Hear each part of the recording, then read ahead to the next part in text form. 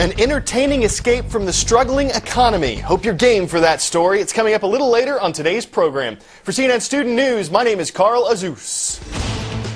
First up, the giant insurance company AIG is asking employees who got bonuses of more than $100,000 to return at least half. Of course, the bonuses have raised this huge controversy because AIG has gotten a government bailout to help keep the company in business.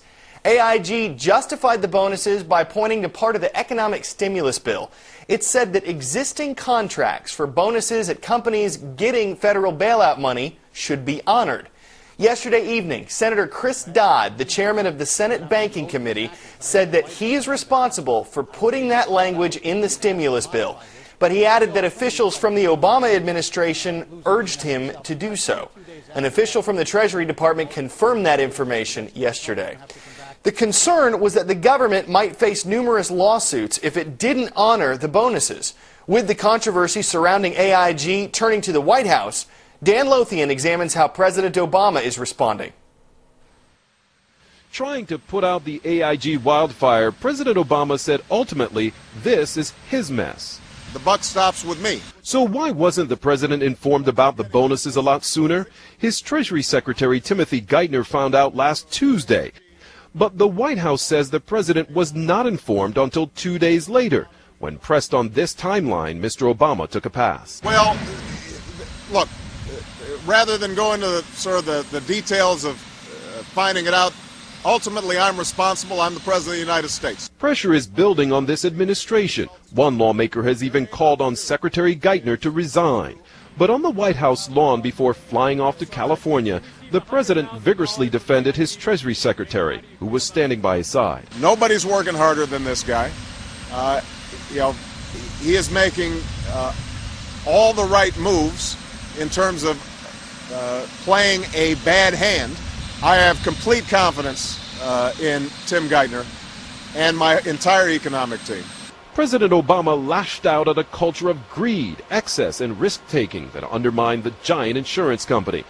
The administration is now working with key lawmakers to fast-track legislation, creating an oversight agency, aiming to prevent some of these problems down the road. Would allow us proactively to get out in front, make sure that we are separating out bad assets from good, dealing with contracts that may be inappropriate. Time for some fast facts. What exactly does unemployed mean? Well, the Bureau of Labor Statistics considers someone unemployed if he or she doesn't have a job, is available to work, and is actively looking for work. At the end of February, the U.S. unemployment rate stood at 8.1%, the highest it's been in more than 25 years. The number of unemployed Americans has increased by about 5 million over the past year. Well, as you've gathered by now, the economic crisis is a global issue, so it's no surprise the U.S. is not alone when it comes to an increase in the unemployment rate. Jobs are being cut in countries around the world, and in parts of Europe, the statistic is just as high as it is here in America. Colleen McEdwards breaks down the numbers. Everyone is concerned about holding on to their jobs. In the United States, unemployment hit 8.1%. That is the number right there for the month of February. And if you check jobless rates all around the globe, for the 16-member Eurozone, unemployment up 8.2%. Spain among the hardest hit in Europe with unemployment at almost 14% there. Now, in the UK, 6.3% of workers are out of a job, and that is the highest that it has been in 10 years. The world's second largest economy, Japan, you see it there, it is at 4.1% unemployment, while in China, official figures show 4.2% of the urban workforce is unemployed. But if you look at that figure in the countryside and among migrant workers, it is believed to be much higher there. And when you look at numbers like those, it is absolutely no surprise that the economy is on the minds of most Americans. A new CNN opinion research poll shows 63% of those surveyed say the economy is issue number one. That is far and away above any other issue. If you break it down even further, the biggest economic issue for Americans, unemployment. Our poll shows that job worries have tripled over the past year as that unemployment rate rises. Inflation comes in second at 20%, followed by the mortgage crisis at 16%, the stock market at 14%, and taxes at 11%. And some experts say this is all a recipe for many more months of lagging confidence and economic troubles that just won't quit. I'm Colleen McEdwards. Back to you.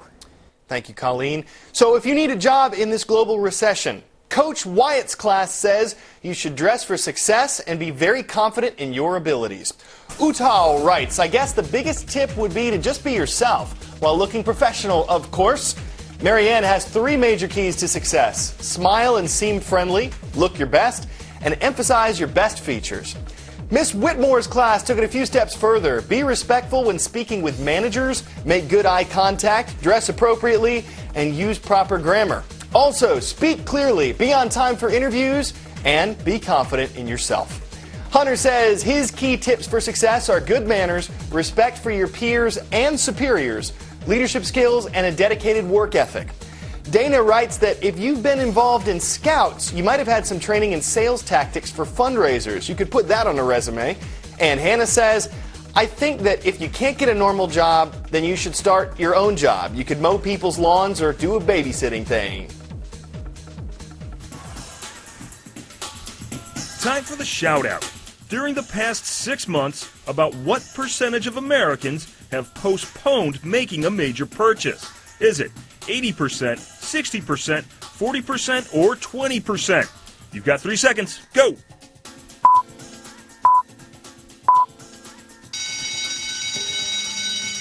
According to a new CNN poll, about 60% of Americans have put off a major purchase recently. That's your answer, and that's your shout-out.